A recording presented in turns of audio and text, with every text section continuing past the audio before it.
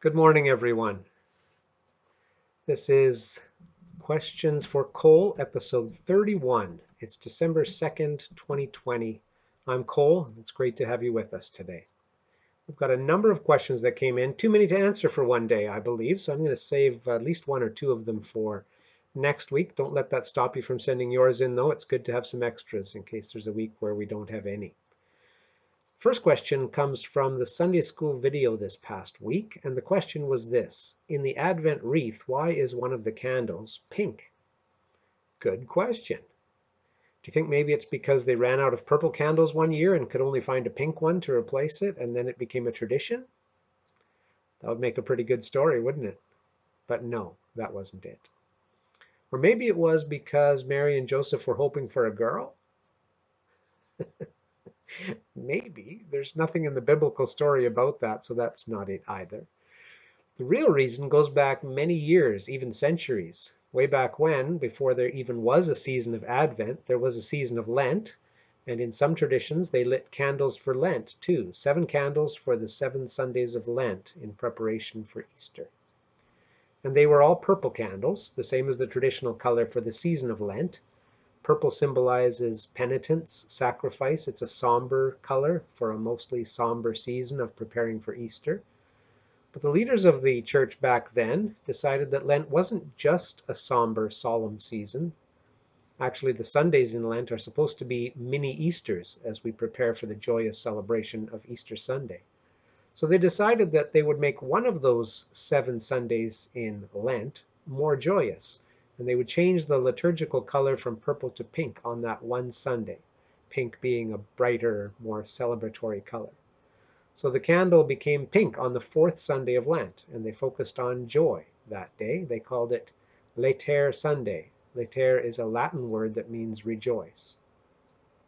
Then, later on, when the church decided that there should be a season of preparation for Christmas too, called Advent, they adopted that same penitential or solemn color, purple, or blue in some traditions. And they decided that they wanted to borrow the same tradition of having one of the Sundays focused on joy.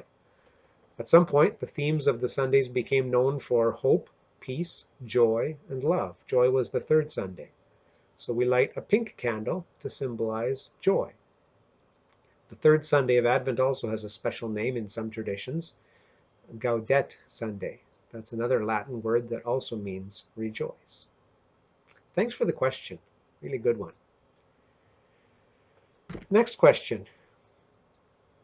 I got this question by email a week ago, and it's from a newcomer to the church family, someone that's been watching our videos online. And it's about our Sacrilegion group. She says, you've mentioned your Sacrilegion group on past YouTube videos, so being curious, I looked up Sacrilegion, and Google tells me it means violation of something that is sacred. That doesn't sound good. So my question is, what is the Sacrilegion group all about? A really good question. I first heard that word, made up word. Sacrilegion isn't actually a word, sacrilege is. I first heard that made up word at a church event I attended where one of the speakers said they used that phrase for a discussion group they had in their church. When he described what it meant to him, I liked his description and borrowed it for our own. The made up word sacrilegion came from the idea that when we used to meet in person at the church, we would meet over lunch. So the sack part means people were invited to bring a sack lunch. The religion part is pretty obvious since most of our discussion is about religion in some form or other, although we also talk about current events and what's going on in people's day-to-day lives. But when you put those two words together, sac, religion, kind of sounds like that word sacrilege, a word that generally means something has been said that shouldn't have been said, or a challenge of the Bible, or church, or leaders, or faith. In our case, the play on words is not meant to convey anything offensive by any means. It is meant to convey that we are quite open to any topic and any statement, that people shouldn't be afraid to express their doubts or their questions no matter what they are. In other words, nothing is off limits. Everyone is entitled to their own opinion and encouraged to share it. I suppose the one exception to that would be if someone's opinion or comment was hurtful to someone else in the group, but it's a very, very welcoming and friendly and awesome group, and we've never had anything like that happen. I think that too often people have been afraid to ask questions or to challenge a particular church practice or belief that doesn't make sense to them out of fear that they're going to say the wrong thing or be chastised for their question. So this is a way of addressing that fear. The best conversations about God and the Bible come out of people's honest doubt and curiosity, in my experience. So I wanted people to not be afraid to ask their questions. I believe God wants our honest questions and doubts too, and God is surely with us as we work through those thoughts with others, and that always helps to strengthen our faith, not diminish it. I want people to be able to ask any question without fearing that someone's going to yell out sacrilege, thinking that that's a question that shouldn't have been asked. All questions can be asked, and we have a safe environment to do so in that online group. I hope that makes sense. Let me know if any of you have any other questions about that, or would like to discuss it further, or would like to join us for our Sacrilegion gatherings. We'll be on again next Tuesday at 1 o'clock. And the last question I want to focus on today is another really good one. The question also came from an email. Cole, do you think with the actions of the two churches this weekend that it will give more reason for people to slam organized religion and that it might hurt all churches? Very good question. Of course, they're referring to the churches that decided not to obey the regulations and restrictions banning people from gathering for church, whether that be indoors or outdoors or even in their cars. Well, we actually broached this subject at our last Sacrilegion gathering just yesterday, and this is the way I put the theme when I emailed the topic, the theme for the day, out to our participants. I'd said, what do you think of the churches that are defying the stay-at-home orders in Manitoba, BC, and elsewhere? We're going to try to see the issue from both sides while working out our judge not lest ye be judged muscles. It might not be easy, but we will give it a try. And what would Jesus do? Looking forward to an interesting discussion. And we did have a very interesting discussion. And I don't think we judged, we challenged. I think we're supposed to challenge when we see something that we don't think is something that is God's will. And I believe that all of us on that Zoom online call yesterday came to an agreement. We all had the same idea that right now wasn't the time to push our own rights, to push our own sense of what should be allowed and what shouldn't. It was a time to try to stay at home and be safe for the sake of others. After that really good online discussion, I read something that a very long post, but a very, very good post that a nurse had posted on Facebook. I read the whole thing, and she made so many very, very good points about what the struggle is in hospitals, what the struggle is for our province and country. And she ended, or near the end, she had this paragraph that I wanted to share with you. She said, I understand everyone is fighting their own battles right now, and I don't discredit that. We all wish things could go back to how they were before COVID.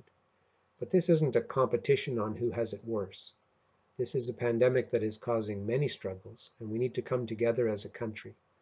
Now is the time to choose to think of others' situations and not just your own. At the bare minimum, be a kind human being.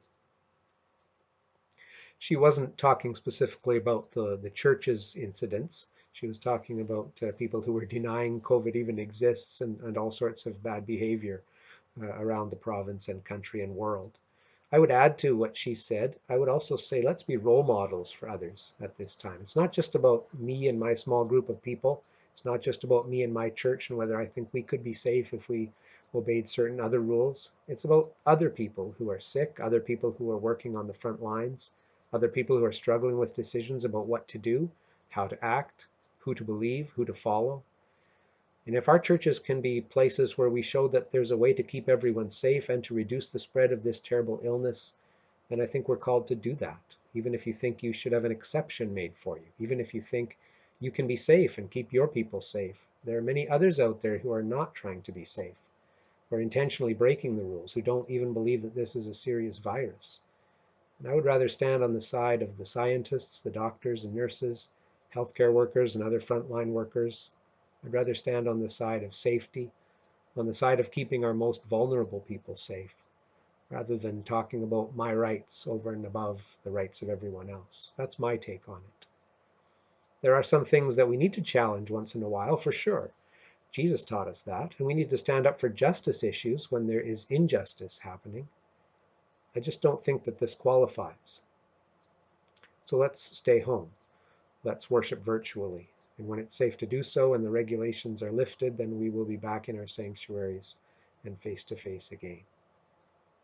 Good question. Thanks for all those questions.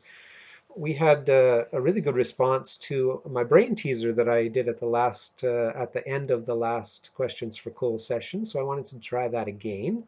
I have 4 more brain teasers. These are again in the category of Manitoba towns, and we had, I think, about 10 responses last week, and I think 3 or 4 of them got all 4 of them correct, and the rest of them got 3 out of 4.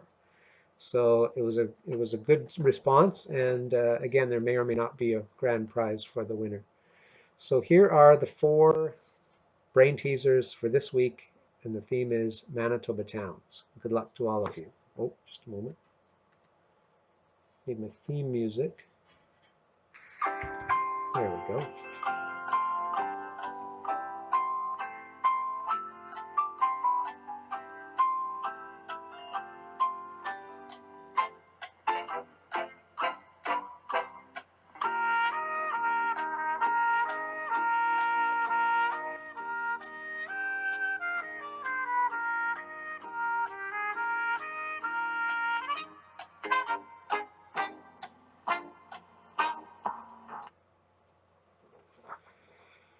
Hope you had enough time to get a good look at those. You can always pause the screen if you need to. And that's it for this week. Send in your answers to Cole@selkirkunitedchurch.ca, and we'll see you next time. Bye for now.